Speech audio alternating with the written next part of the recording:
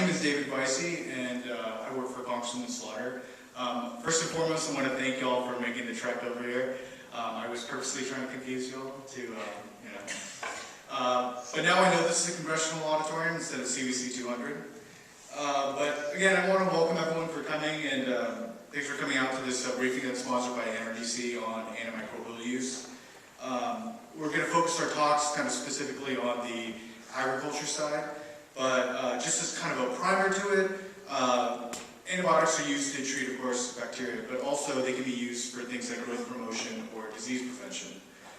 So the idea is that on-farm use, it can be used at subtherapeutic levels, and this also has the added benefit of growth promotion, but it also can prevent disease. But this also leads to antimicrobial resistance, which is something that's kind of been in the news lately or recently.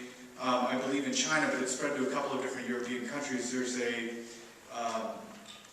bacteria that's now resistant to all of our antimicrobials. So we don't have anything that can treat this now. And this resulted from a swine operation, so a pig farm.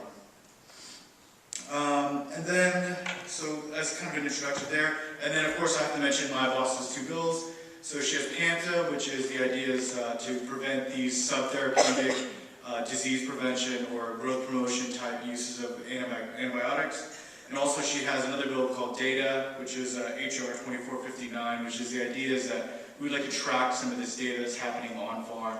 I know CDC and USDA and FDA are all working together, but this bill would require that, the data collection.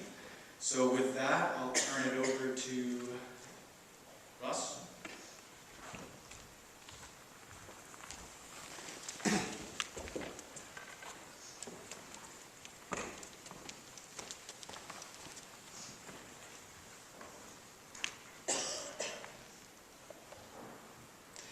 Good morning. My name is Russ Kremer, and I'm a sustainable farmer from Frankenstein, Missouri, of all places. And I'm glad to be with you today and be part of this great program. I thank David for the invitation, NRDC, and thank Representative Slaughter for all her efforts in this very critical issue. I'm here as a farmer and also a network of sustainable farmers that are passionate about, and I want to talk a lot about stewardship this morning, stewardship of antimicrobial usage. And I want to make it very clear that I'm very passionate about farming. I've been farming since I've been 5 years old. But I'm also very passionate about the stewardship of antibiotic use. I'm passionate about the use of antibiotics, in other words, the preservation of the effectiveness of antibiotics for farm usage and for humans. As farmers in our sustainable network, we're very passionate about the relationship that we have with consumers, and we've learned a lot over the years about food safety, about integrity. We're very passionate about what we do on our farms. We love giving dignity to the animals in the environment, and we appreciate the concern of the community of how this product is processed and delivered. I want to thank, during the past few years when I've been kind of working in this area, I see a lot of progress among our stakeholders, thanks to our stakeholders for raising the awareness of this issue. And I want to give thanks to the community, the medical professions, the sustainable farmers, the consumer groups, scientists, and a lot of great nonprofit organizations that have been leading the way, business leaders, etc., and community people. And there's been a lot that has happened, and we're very appreciative of that. But I just want to kind of tell you my story about where I've come from. I'm actually a past president of the Missouri Pork Producers Association at a young age back in the late 80s, when there were still about 40,000 farms in Missouri that had pigs on them.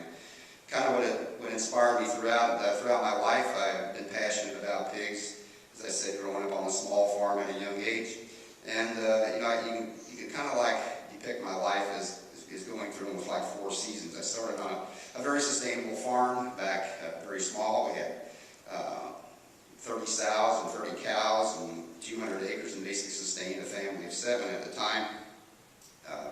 Raised hogs, all naturally. I guess we didn't know it was all natural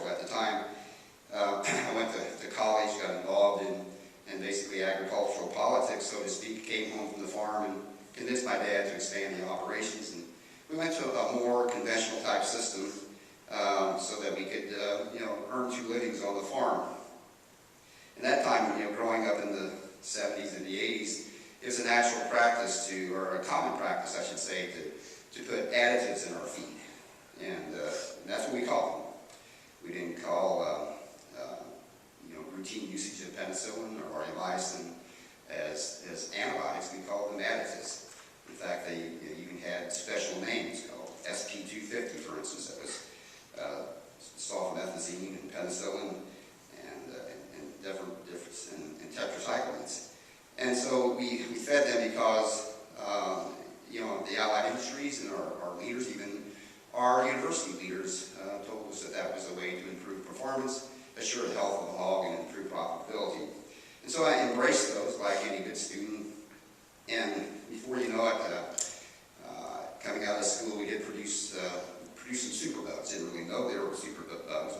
I did notice that when I had chronic problems with health in my hogs, when I sent serologies off to the veterinarian's office, that they'd come back showing resistance to almost all the major antibiotics out there, except for, normally there was one antibiotic that could cure a specific disease, and whether that was a strep, whether that would be an enteritis or a respiratory problem.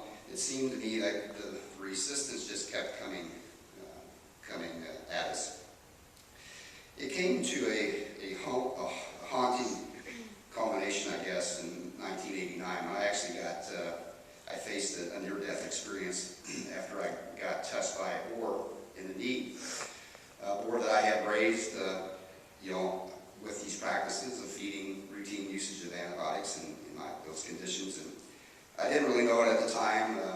Like a tough farm boy, you pour the blood out of your boot and you go on. Until about a week later, my leg started swelling up, and I went to the doctor, and he said, no problem. He treated me, or he gave me some medication. He went to penicillin. And it didn't do any good after a week, and kept going back and got dosages of different chlorotetracycline, oxytetracycline, moxicillin, erythromycin, streptomycin, etc. And to no avail. After about 3 or 4 weeks, my leg had grown to about twice its size, and the condition became systemic. And the doctor didn't know what to do. He thought it was life-threatening, but he still didn't know what to do. So I went home and I got my serology reports from my hogs, and I basically told him, I think I've got this disease. Based on the serology reports of my hogs, it was a type of strep that my hogs were dying from, and there was only one antibiotic that was sensitive to this condition, or to this pathogen, and it was in the cephalosporin family. And so the doctor immediately put me in the hospital, gave me an IV, and saved my life. And so I changed the whole career changed for me. I went home and completely revamped my operation with a less concentrated type of operation, more natural environmental conditions. The feeding regimes were with natural feedstuffs, but the biggest thing was that I completely took away all practices of subtherapeutic antibiotic use, and it worked. I had clean hogs. I had a clean approach to raising hogs, and that was 1989. And except for a few treatments per year, and by the way, you'll find that when you go to this kind of agricultural production, that the antibiotic effectiveness is tremendous. It really works. That I've been basically drug-free for 26 years. And then I vowed to educate other farmers, and we started a network of farmers. I got about 90 farmers in my network. Some are fairly large. Some of them raise as many as 40,000 animals per year, on their place. And we started out in the transitional period of teaching them how to raise hogs without the routine use of microbials, and eventually a lot of them have been able to find alternatives to microbials and be able to raise hogs almost entirely without antibiotic usage. The cost, people might ask. We found, for one thing, it does make raising hogs much more enjoyable. For one thing, you don't have to deal with the treatments, etc. Hogs are happier, more content. But one of the things that we have found is that the livability, and I'll call it livability,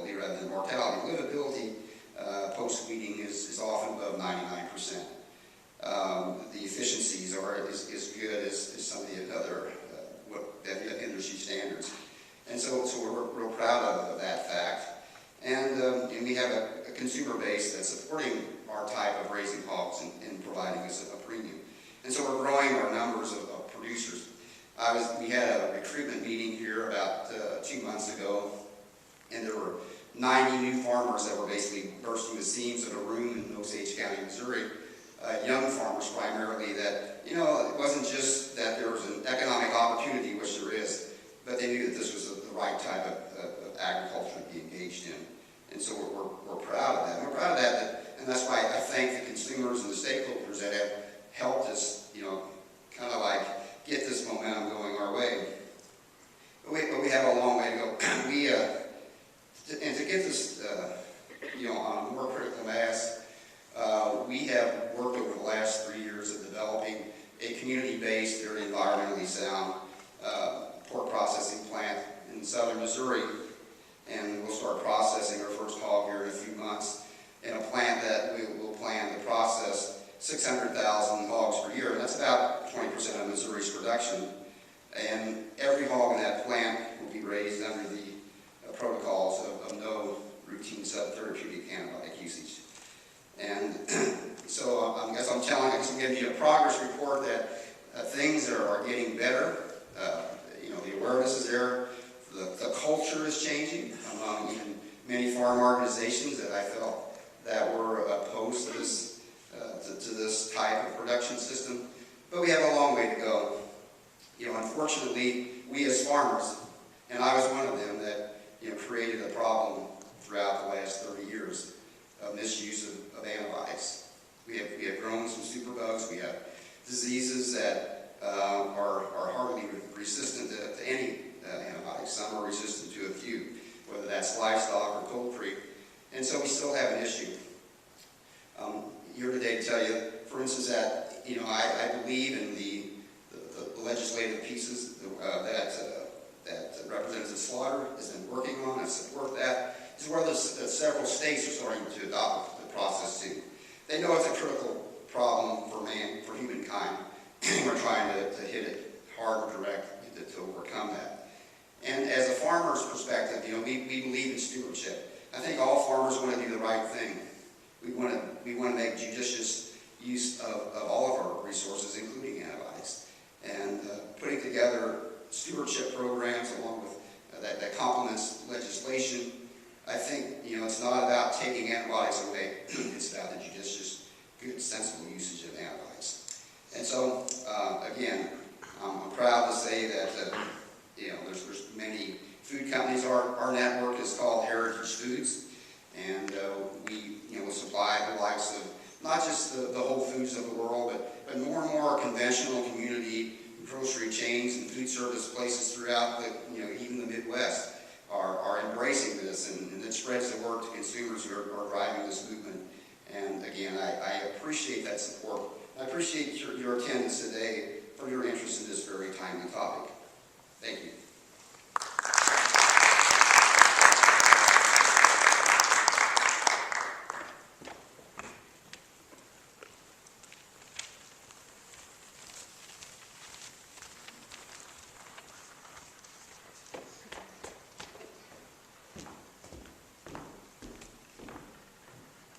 Good morning, my name is Berger. I'm one of the founding partners of the restaurant chain Berger, and I run our supply chain. And I've been doing that since we've been one restaurant. So I'll give you a real quick, and I'm here to kind of give you an idea of kind of how antibiotic usage or lack thereof touches business, and try and give you some context for how it's touching not just our business, but pretty much all business now in the United States that deals with selling animal proteins. So this topic is very near and dear to our heart as the founders of Berger. The restaurant company was originally founded on this premise, keeping meat clean. So in 1999, my co-founder, he actually was working for a congressman's office here on the Hill, and he was assembling some white papers on antibiotic usage in livestock, and came across some startling facts regarding antibiotic resistance in humans related to deaths. I think at that time it was about 10,000 folks that were dying a year, plus many, many, many more that were getting sick but recovering. That number I think is now up to about 23,000 from the last data that I've seen, and I think it's another over a couple of million people that are getting getting sick every year from not being able to use routine antibiotics. He pocketed that idea, or that piece of information, and several years later, when he decided he wanted to start the initial restaurant, he opted to do it with clean meat. Now we go a bit further than just antibiotics. We source exclusively organic proteins. So we use organic beef, organic chicken, and organic pork bellies, which makes us the largest user of organic meats in the restaurant industry in the United States. We source between 3 and 4 million pounds of beef this coming year, most of which is in cattle. So now, fast forward now, years later, we have 60 restaurants. Again, we're sourcing 3 to 4 million pounds of meat. We're in 6 or 7 different countries, including the United States, and we'll add another 14 or 15 restaurants this coming year. We compete very well in our competitive set, which includes some of the bigger names in the chains that you guys would know: Shake Shack, Five Guys, Smash Burger, locally here, Good Stuff Eatery, BGR. So it's a very crowded market, and one of the ways that we have differentiated ourselves is really by providing clean meat. And we've used organic, just to touch for just a second on organic, and a big part of the organic program is being antibiotic-free for livestock and poultry. We've chosen organic just because of the scale that we source at, and it's a way to authenticate the supply chain. A lot of the other designations for meat or marketing claims for meat aren't necessarily enforced. Some of them are vague. I think you guys are probably pretty brushed up on the government's definitions of some of these and their level of enforcement activity in it. Organic really is that gold standard. So when we source, and I can't touch and see every single farm every time we bring meat in from those farms, it's a way that I know that we've got what it is that the farmers are say we have. For us, it works very, very well. Price-wise, we're very competitive. We're plus or minus 10% off our competitors in any given market. Our growth will not be inhibited by our pricing structure, which is great. The competitive set is very competitive. There's other reasons that growth is, can be paced, but it's not price. Some of it, though, is also availability of product. We've been doing this for first restaurant opened in 2005, so we were kind of on the forefront of some of this type of protein sourcing, and we've had to actually go through and grow the supply chain ourselves, which has been challenging, particularly in organic. We've had to go out and help farmers get certifications, and we've had to pool farmers together to bring the right quantity of product for our needs. That's changing now. Over the last 5 or 6 years, the landscape has changed, and consumers are becoming more aware of this type of product, and they're starting to demand it more so. Kind of transitioning just out of our business and why I think the perspective that business can bring and what I want to share with you, for you guys to go back and think about and how government plays a role is this really is becoming a significant trend for consumers. I don't even know that at this point you could call it an emerging trend. I think it really has emerged, and now it's really about scaling this up to meet consumer demand. In all of our market research, all of our data, and we do pretty frequent market check-ins with our consumers, they're very aware of these issues. They like the roll down of organic is most important to them, so it's not just calling something organic, but it's being antibiotic-free. It's no use of synthetic pesticides and fertilizers and nitrogen-enriched fertilizers. It's humane treatment of animals. It's non-GMO feed.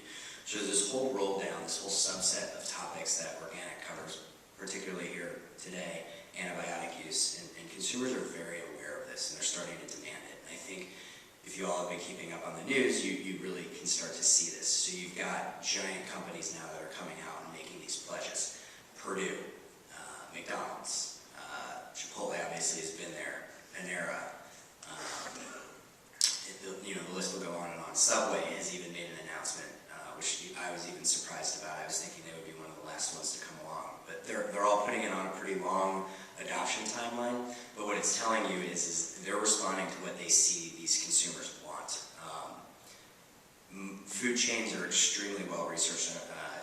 Grocery chains and food chain and restaurant chains are very well researched into what it is their consumers want. And all of these companies are not just moving the needle because they see this looming thing coming and all their other peers are doing it. This is something that their data is telling them. And so the market is moving in that direction. And I guess the question for everybody in this room is, what role can government take in helping move this forward? We know it's a human health issue. We know that it is a consumer trend, a very significant consumer trend, particularly among millennials. It is not going to slow down. It is only going to continue to pace up.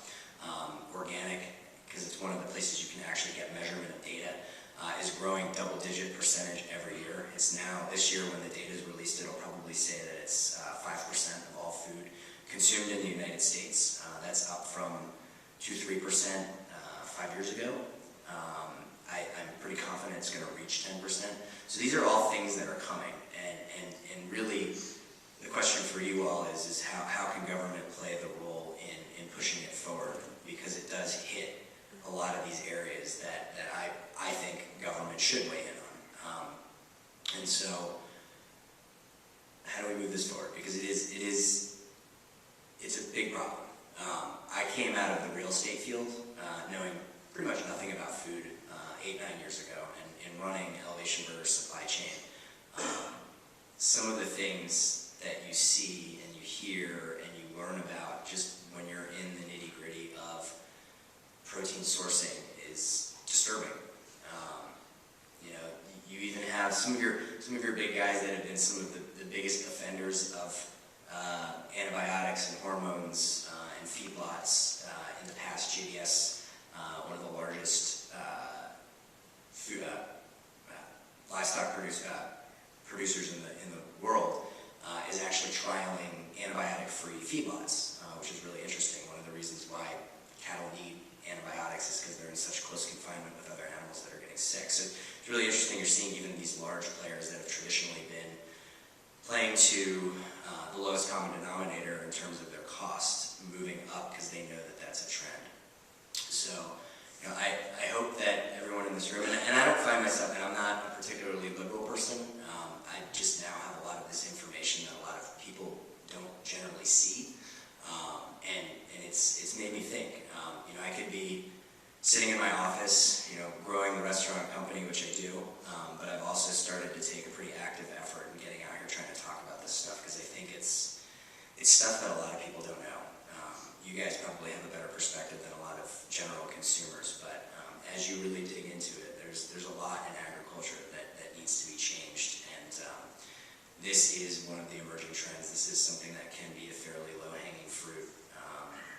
It's something that the restaurant companies want. So if the product exists, the restaurant companies are going to buy it, retailers are going to buy it. So yeah, please think about how government can help push this forward. A lot of the efforts that NRDC is pushing forward now are really important ones. It's going to shape the landscape of our food for the next 20 or 30 years. So thank you.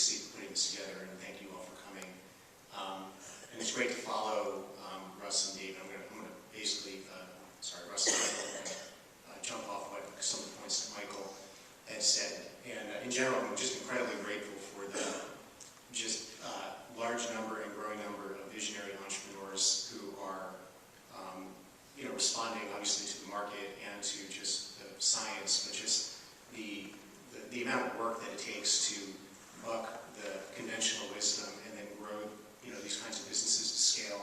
I think it's really hard, and these two gentlemen are examples of just people that are figuring that out, and it's really awesome to watch and really quite inspiring. So I'm really grateful to be working with folks like you. I'm Dave Rosenfeld. I'm the director of a consumer public interest group in Oregon called PIRG, and we have similar organizations around the country that are state-based. You'll hear from my colleague Emily in Maryland in a moment. and we're a public interest group. We're member funded primarily. We don't take corporate money, and we work exclusively in Oregon and public interest, so things where the science or the medical literature would say is the thing to do, and where at the same time the public is in line with what the problems and solutions are, and so you can actually go and make something happen. And that's my contact info. Let's go to the next slide. So just a quick question for the folks from congressional offices. How many people here feel like they would like to hear a little bit more about just a little bit more about the problem and the science and how antibiotic resistance happens? Okay, so I'll do that real quick, and then there's oodles of information you can get from Representative Slaughter's office, or you can come to any one of us about that, so I'll just touch on that. You heard Michael and David outline some of the stats. That, the Center for Disease Control says, at this point, they estimate that 23,000 Americans die every single year from antibiotic-resistant infections. The World Health Organization is basically saying without corrective action, we're headed towards, this is their words, not mine, a post-antibiotic future. The British government recently did a study for the Prime Minister that estimates by 2050, again, at the pace that we're going, there will be more deaths worldwide from antibiotic resistance than from cancer. So that just gives you a sense of the grisly nature that the scientists, the top medical and scientific experts around the world are saying we could be headed into. The basic science is this. I am not a scientist, so I'm going to give you the layman's version of that, and I'm going to stop right there, and then there's plenty of other people that can go into more detail. But here's basically how it works: is we all live in a bacterial soup. There's bacteria everywhere. It's on your nose right now. It's on the farm. There's just lots and lots of bacteria. And then we have these miracle drugs called antibiotics, and everyone's, I can guarantee everyone here has probably taken them at one point in time.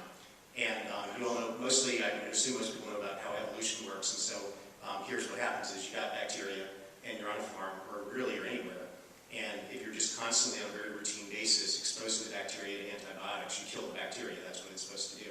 And if you're just doing that all the time, you basically kill off most of the bacteria that are in that particular local soup.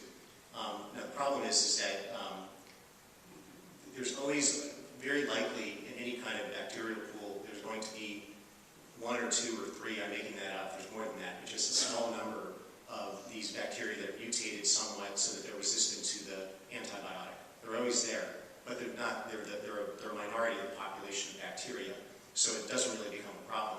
But then when you start routinely dosing a pool of bacteria, whether it's an animal or a person or whatever, with a lot of antibiotics, and you kill off all the normal bacteria that are resistant to the antibiotic, and then you leave only the ones that just are, sort of these little mutated bacteria that are resistant. And then once you've killed off basically their community, then they have a lot of room then to reproduce, and then boom, all of a sudden you have a community of resistant bacteria.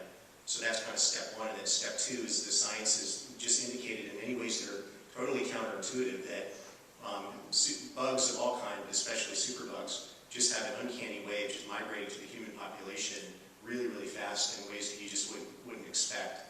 And so once you've created some kind of critical mass of superbugs, and they just get out really fast, regardless, even if the farm is like thousands of miles away, they just find their way into the human population, and then you have a problem. So then what then becomes a problem when we talk about, and this is a problem in both human and animal medicine. Those of us who grew up in the 70s and the 80s, it was really easy. You just, if you had a cold, you could go and get yourself an antibiotic, and now the human medical community is just cracking down on that because they know that it's just completely, first off, a cold is a virus, and, but just don't overuse that. And so that's a problem the human medical community is dealing with it. One reason why to focus, and you should focus on that, but one also reason to focus on agriculture and not leave that alone is that if you believe the FDA data, 70% of the antibiotics that are sold in the United States are sold for the use on farm animals. So that speaks for itself as a problem. And we know, and this is very well documented by the CDC and elsewhere, that a good deal of those antibiotics are not used on animals that are sick. They're used on healthy animals. And you heard Russ describe what is the conventional practice. And they're used sometimes to make the animal grow bigger, faster. That's going to get phased out, hopefully. But that's been a thing. And then they're used also to prevent disease. So I just want to pause there for a moment, and then that'll be the lead into the efforts that we've been doing in Oregon. Is you may be sitting there going, wait a minute, isn't that a good thing? Preventing disease, we like that, that's a good thing. And preventing disease is a good thing, but not with antibiotics. And the best analogy that I can give you is imagine a room full of school children. And most people, not everybody, most people agree that you ought to vaccinate those kids. That's a good idea. And you ought to do that with animals too and whatnot. Most people would never, ever suggest that in order to prevent all those, that I have a daughter who's in kindergarten right now, no one would suggest that you give those kids a daily dose of antibiotics just to keep them from getting strep throat. You would do that every day on the farm. And that's what we're talking about, this kind of thing. It's okay to treat animals, sick animals with antibiotics. It's even okay, there's a little bit of quibbleness going on here, but I think there's a general agreement that the science says it's okay even to do some preventative dosing when there's imminent danger of a current outbreak of some sort, or that kind of thing. But the problem is when you're doing it on a routine basis, or what I was describing before. So that's what we're talking about here. It's the routine thing that's the problem. And so let's go to the next slide. And so then what leads into those of us who are from the states who are going to be telling you about what we're doing is the Obama administration took some steps recently that, well, first it's good that they're taking steps. So I think this slide sort of, well, yeah, it does say the word good a couple of times, so I'm not being a total nattering about negativity. But the basic work of the FDA is not to get into the details, but its aim is one, to phase out use of antibiotics to make the animal grow bigger faster. So that's good. And the other thing that's good is that there's more veterinary oversight of antibiotic use. Now, I think us small and medium operators will tell you that there are some problems with that, so I just want to represent that because we work very closely with small and medium farmers in Oregon, where I'm from. So again, there's a little quibbly stuff there, but just to say, more of that oversight on the use of antibiotics. Previously, there was very little, so that's a good thing. So then the problem, this is a really big problem, and it has really not got very much play, I think, here, but people that are paying attention to the science and the medicine would say it's a big problem. Is the FDA is doing nothing to get at the other forms of routine antibiotic use. They instead decided to just say growth promotion and yay. But remember what I was saying before, it's routine use, boo, and that's not really how they've gone about doing it. And so they've left open just this wide swath of use that's now completely allowed. And even the pharmaceutical companies, when this came out, we have them on record as saying, internally to the investors and shareholders, don't worry, antibiotic use will, sales will remain the same. Well, that's not your smoking gun, so I'm not trying to necessarily establish, well, this for that, but it just gives you a little bit of a sense of why, we're skeptical that this is going to make that much of a dent in the problem, and there's evidence around the world that the step that the FDA has taken is really inadequate. And of course, you go, well, lots of things are inadequate. I mean, that's politics, except when you just kind of take the scale of the problem and the imminence of the crisis and the science that just seems so overwhelming on this with the response, that's where you really just get a little outraged, in my opinion. So that's setting the stage for them. Let's go to the next slide. Where, and I'm just touching on this because I want to talk about the legislative efforts per, Michael's point about what can government do. But there's really two things that are now happening outside of the Beltway. And we're supportive and really, really thank Representative Slaughter and her office for the leadership in introducing AMTA and having that be defining really just a great policy and a marker about this is what the federal government ought to do. But putting that aside for a moment, putting aside that it's unlikely the Obama administration is going to revisit the issue, although it would be cool if they did. Really, if you're going to the next wave of movement, if we want to kind of move the ball forward, it's going to be in the marketplace and it's going to be in the states. And just to touch on the marketplace, that's huge. And I want to at least mention the marketplace stuff because I think that's probably some of the most significant work. And I just have a little slide here about some of that, and in particular, I think the most recent really big announcement was Subway deciding to adopt a very good, although rather long-range program to phase out sourcing of meat that's been raised, basically eliminate the use of meat that's been raised with routine antibiotics. So that's big, and there's, as has been mentioned, this is mostly being driven by the companies themselves, just looking at the customer base and doing their own research, and then there's a number of third-party groups, NRDC, PIRG, Consumers Union, and whatnot, that have been trying to hasten these kinds of choices with some of the biggest operators through campaigns. Okay, so let's move on and then get into the states. And the reason why I think it's important for states to do stuff is because there does need to be a governmental role in establishing what is good and what is that and to try to draw a brighter line about the issue of routine use. And so here's what we did in Oregon. We're one of just a few states right now that have been there's been active legislation introduced and debated, and the debates have been super interesting. I mean, just putting aside my own bias in favor of doing this kind of thing, I think paying attention to it is really fascinating because I think you end up learning a lot about the twists and turns of the issues and the perspectives of various members of the agricultural community, which is really important if you're going to work on the issues. So let's move on. So we, basically what I'm talking about is a time period from this last year. Oregon has a part-time legislature. It meets for 6 months every other year. It meets in the other year for 1 month, and most states a budget thing. So really they meet every other year for 6 months. So this last year was our full session, and we Osprey worked with a couple of other groups. Let's make a run at having a conversation about this state through a bill. And the policy is similar to PAMTA, and it's similar to the law that you'll hear about later that was recently passed in California. It's different though in a number of ways, and so for what it's worth, and you can contact me if you want more information or a link to the bill. But this is basically the approach that we're taking is public health intent, so really making it that this is about public health, and we want the policy to be driven by what does the science and the medical literature say about what we ought to do.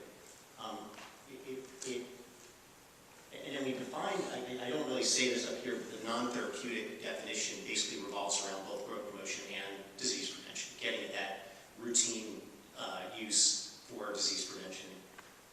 However, I want to make a point that, as I was saying before, treating sick animals with antibiotics, totally fine, and then there is a space for doing some prophylactic preventive treatment in some instances, as long as it's not routine.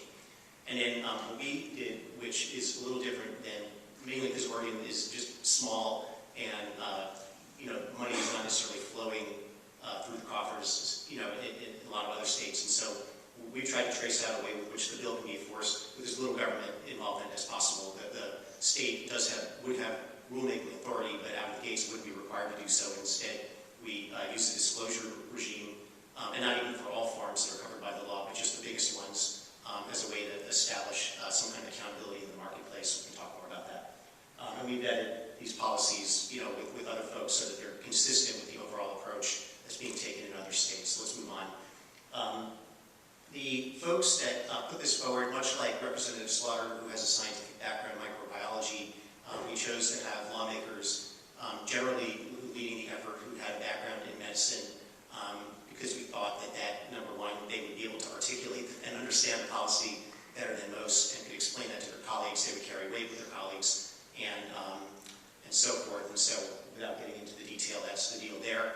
And then I think the most significant thing, moving on, is sort of asking you to click, but you gave me a clicker, so I don't actually need to say that. Oh, there we go.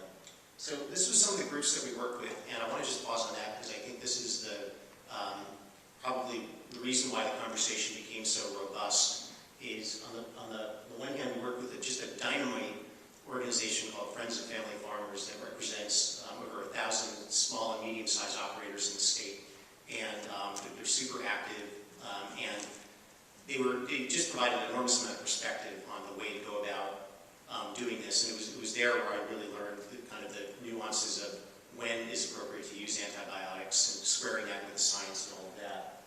We worked with Consumers Union quite a lot, and then I think most significantly was that the medical community really came out in a big way, and it was really that I think convinced me, just hearing just doctor after doctor after doctor coming out of the woodwork and just describing their experience, especially folks that have been in practice for decades, and just seeing the rise in antibiotic-resistant infections and just these garish examples. And then folks who are also now in positions of leadership.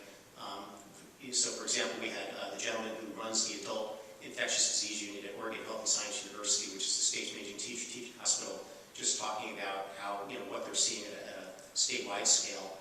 And so that I think is, I want to just point out that just the medical community certainly convinces me that it's not just a theoretical thing, it's happening in the streets. So moving on, there was quite a lot of testimony. Oh, again, I didn't do this myself. These are some of the folks that came forward or sort of categories of people that came forward to come down to Salem, our state capital, to testify, and it was quite a lot of people, and so we'll just leave it at that. And then there was quite a lot of just a lot of grassroots stuff going on, and generated by my organization, by friends and family farmers. It was really something to see. I mean, there was 150. They organized 150 farmers to come to their annual lobby day, and they were lobbying on a lot of different things. Obviously, it's not like this was one of them, but to hear the personal stories of farmers working both small and medium, and even a couple at a large scale, telling the story of either how they made a transition or had done it to begin with, and just sort of how they run that operation and what it's like and how that's unique, was very interesting to me. And I think lawmakers got a lot out of just understanding that there's more to it than what they might be hearing. There was also quite a lot of media, and I think the media was very important. My signature example of this was I was on our version of Think Out Loud. If you listen to NPR, this is the local version of that. And I was debating with someone from the Farm Bureau who unfortunately was opposed to the bill. We're going to hopefully see if we can work something out with them.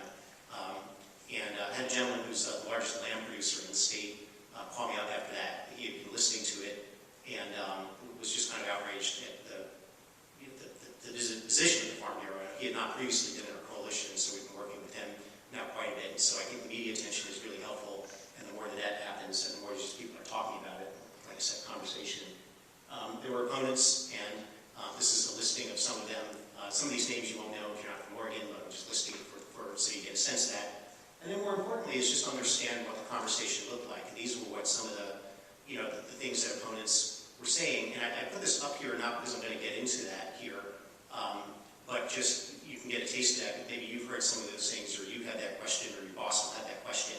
And I just want to tell you that we have some very, very, very, very good answers to these things that you will find, or your boss will find incredibly convincing. And so you should just come to us when you hear those things. We can talk about it and provide another perspective. And I think Representatives Slaughter and David and Staff would be happy to do that as well. And I'm not listing everything, but these are some of the major things that came up. And like I said, I'm going to flip through these, but you can contact me if you want to just drill down into this stuff. So then just moving forward, this is, you can imagine we're going to go, the bill did not pass. And whatever. The bill did not pass, and we didn't expect it to because it was beginning the conversation. And but moving forward, we expect this to come back again. We think lawmakers are now really interested in this issue and want to do this again when they reconvene in 2017. So we'll see what happens. And our aim is just to basically more of the same. But one thing I will say that we're also trying to do that's different is one observation that I and others had in the course of the Oregon debate was, and I don't know what this is like in all the states, was just interestingly and disturbingly how little the human and animal medical community really talk to each other, that the major practitioners and leaders talk to each other. And so although there were bets on both the pro and the con side, the vet association was opposed to the effort, as I believe that currently the National Vet Association is not in support of representatives of PAMTA. And regardless of whether they're right or wrong, that just, Oregon at least, the kind of top brass just don't really talk, and as a result they have different interpretations of the science. So one thing that we are doing in Oregon is trying to mimic a Washington effort that happened in our state to the north to convene a very informal, no politicians in the room, no media, no nothing, but just actually practitioners, and particularly the leadership types, to just sit down with the literature, have everyone just bring the literature that's persuaded them up to this point to the table, and just talk, and just see what happens when they just talk. And so, in addition to all the other political efforts, we're trying to make more of that kind of thing happen. So that is it. Thank you.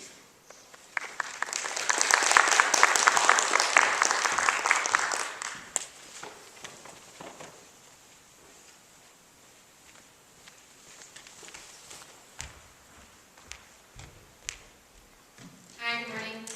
My name is Scarr. I'm the Director of Maryland PIRG, the State Public Interest Research Group. Thank you to Representative Slaughter's office and to NRDC for hosting and for everyone for being here today. Hopefully, Dave covered a lot of what you can imagine I was going to say since we're running similar campaigns, so I'll just add some more detail on what is happening in Maryland. I help run the Maryland Campaign to Keep Antibiotics Working, which is a coalition of advocacy organizations, public health groups, and professionals rights groups working on this issue. We got involved in this issue about 2 years ago. As Dave mentioned, working a lot on the corporate angle with PIRGs across the country as well as NRDC, consumers unions, working to push major restaurant chains away from antibiotic use. And then last fall, Purdue, which is based in Maryland, made the announcement that they were voluntarily phasing out all antibiotic use on their farms. Just to give you a taste of what their position statement started, we recognize concerns about the overuse of antibiotics in animal agriculture. We believe in responsible use approach that does not risk the effectiveness of antibiotics in human health, provides healthy growing environments for animals, and does not employ drugs for growth promotion. Across our company, 95% of our chickens never receive any human antibiotics, and the remainder may receive them only for a few days when prescribed by a veterinarian. Now, this policy basically mirrors the policy we're working on the federal level that California has passed and that we decided to push in Maryland. So NRDC and us decided last year to introduce a bill with allies in the Maryland legislature. And I think there are 4 reasons why we thought it made sense to have Maryland be one of the states in the forefront. First, as I said, chicken production is the largest meat production in the state, and with Purdue Farms, which is one of the largest chicken producers in the country, voluntarily going that way, we thought it made sense for Maryland to push the entire state agriculture industry to follow suit.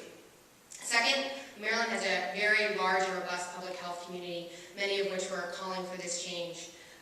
We also like to think, you can tell me if I'm right or wrong, that because of our proximity to DC, we have the ear of our federal legislators and leaders. Many have staff who live in Maryland, and this happening in their backyard can really help push the national debate. And then finally, and perhaps most importantly, we think the Maryland public would support this. So our bill was introduced last session. We have an annual session, only 90 days, so it's a little bit of a sprint. But last January, we had Senators Pinsky and Nathan Pulliam, who's a nurse, and delegates Robinson and Moorheim, who's a doctor, introduced bills to restrict the use of antibiotics in industrial meat production.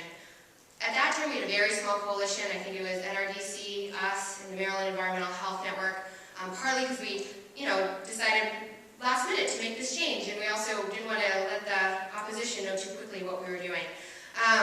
And while the bill didn't pass, we were very pleased with our first year of introduction. As you may know, last year was a new legislative cycle in Maryland. We had a huge turnaround in legislators, a large portion being new. We also had a new governor. So it was a learning curve for a lot of people. Not a lot of legislation was passed. This is the year where actually more legislation is expected to go through. We had the support of the committee chairwoman in the Senate, that's Joan Carter-Conway, and we're able to get a favorable report out of the committee with only one minor amendment. The bill then at the Senate floor, there was an amendment passed that would have made the entire program voluntary, so we pulled the bill. In the House, there was a new chairman, Chairman Berger, who recommended that the bill be sent to summer work group to be further studied and make recommendations to his committee for this year. So since we know that the chairman is eager to pass the bill, and we're reintroducing it with this same sponsors as last year, Senator Pinsky and Nathan Pulliam and Delegate Robinson. Over the last year, though, we've done a lot to ramp up our campaign and expand our coalition. Similar to Oregon, we knocked on doors in Maryland, but not nearly as many. I'm impressed with those numbers, Dave. We talked to over 10,000 Marylanders about this issue, specifically working on our corporate work, but educating them about their overuse of antibiotics in farms, and collected thousands of petitions targeting the subway, but we're going to deliver constituent petitions to delegates as well. We also worked to expand our health professional list, having hundreds of health professionals sign on to support the campaign, and kicked off a broader coalition. We worked with NRDC to have a kickoff meeting this fall that had over 50 leaders from a variety of sectors, including labor, animal rights, public health groups, environmental groups, lots of hospitals, business owners, and farmers. We also hosted educational events around universities like the University of Maryland in Baltimore, Anna College Park, and Johns Hopkins University. And so, just to give you a taste of a couple of the top groups who are working with us, in addition to PIRG and NRDC, we have the Maryland Sierra Club, the Maryland NAACP, the Maryland Public Health Association, Nursing Association, Chesapeake Physicians for Social Responsibility, Nurse Practitioners, Alliance for Nurses for Healthy Environments, and the University of Maryland School of Medicine, Center for Integrative Medicine. So the Maryland legislators started last Wednesday. Tomorrow we're having our first lobby day, actually starting today with some meetings. And we're cautiously optimistic of our chances. Just to conclude, just from a personal perspective, I interpret a lot of these same facts and anecdotes and horror stories when we started working on the campaign, but it wasn't until a couple weeks in that it really clicked for me. My stepmother had a minor bike accident, no big deal, just needed a couple of stitches, but she picked up 2 of these antibiotic-resistant bacterial infections in the process, one from the dirt and one from the hospital. It was incredibly scary. She had to go into the hospital every single day for over a month to get antibiotics via IV, and we didn't know if it was going to work. People get injuries every day, especially children, and we shouldn't have to worry that a simple infection could again become life-threatening, but more and more we find that people are having these experiences. As Dave said, it's 23,000 people a year. I didn't realize it had grown from 10,000 in such a short time. I'm pretty impressed by the overwhelming support we're getting from the public health community and businesses. It's very profound and a joy, considering I don't always have that with all the campaigns we work on. We know that the pharmaceutical industry will be lobbying against our bill in Maryland, but we're hopeful that with education, our broad coalition, and overwhelming public support that we can pass a strong bill. And we'll find out in 90 days. I want to kick it over to Mae.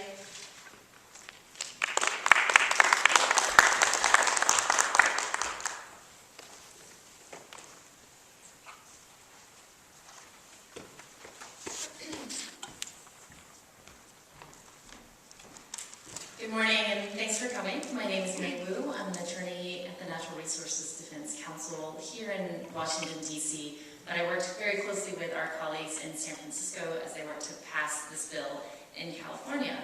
And California is the first state to pass a substantive bill that restricts this use of antibiotics in animal agriculture.